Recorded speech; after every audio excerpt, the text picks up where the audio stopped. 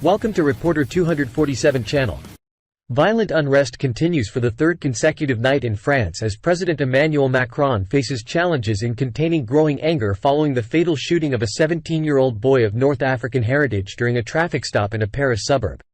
The police officer involved in the incident was charged with voluntary homicide on Thursday and placed in provisional detention in the capital.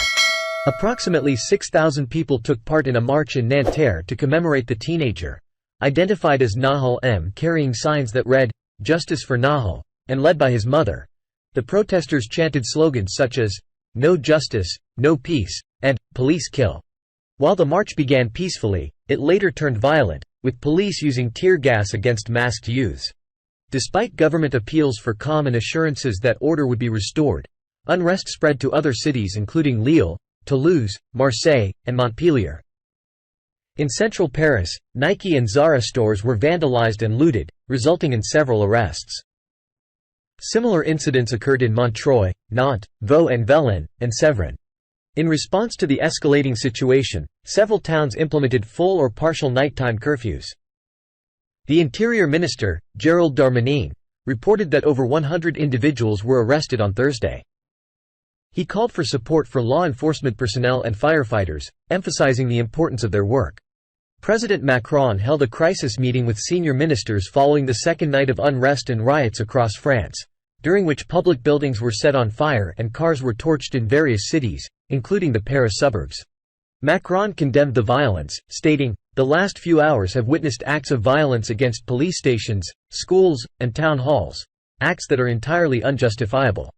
The government is concerned about a recurrence of the widespread violent protests that occurred in 2005 after the deaths of two young boys of African origin during a police chase in Clichy-sous-Bois, a suburb of Paris.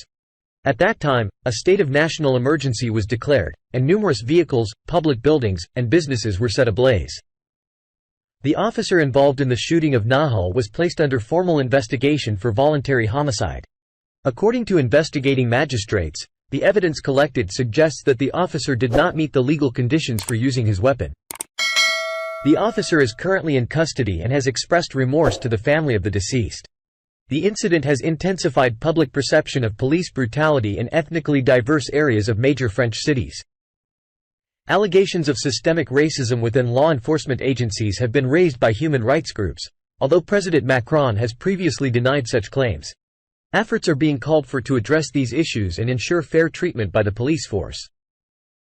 This shooting marks the third fatal incident during traffic stops in France in 2023, following a record 13 such shootings in the previous year. The majority of the victims since 2017 have been individuals of black or Arab origin. Two prominent police unions have defended the officer in custody, asserting the presumption of innocence until proven guilty.